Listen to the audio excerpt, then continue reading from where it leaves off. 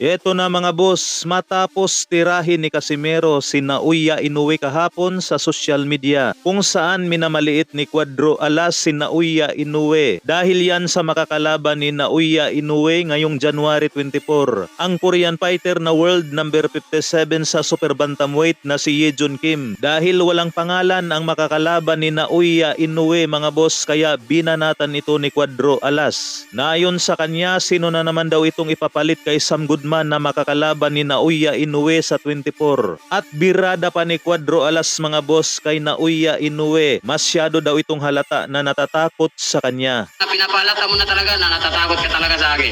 Alam naman nating lahat mga boss na kilala itong si Casimero sa bansang Japan. Kaya kung ano man ang mga sasabihin ni Casimero kay Naoya Inoue mga boss ay makakarating po yan sa mga Japanese content creator. Hanggang kakalat na ito sa bansang Japan. Base naman sa post ni Naoya Inoue mga boss ay mamaw na ito at handa na ngayong January 24. At hindi rin nagpapahuli ang makakalaban ni Naoya Inoue itong si Yejun Kim. Dahil nagpakita rin ito ng mga dukot na tirada sa budiga mga boss habang nasa bansang Japan. At sa iba pang balita mga boss, base dito sa post ng Omega Boxing Gym, Nonito Donaire nagpasilip ng galawan sa pamamagitan ng pakikipag-sparring sa bata ng Omega. May nagkomento nga po rito mga boss kung may laban daw ba itong si Donaire Jr. Nag-reply naman si Dodong Diego Bandido na oo daw may laban pero hintayin na lamang natin yung announcement. Kaya talagang wala pa sa bokabularyo ni Donaire Jr. ang salitang retiro mga boss.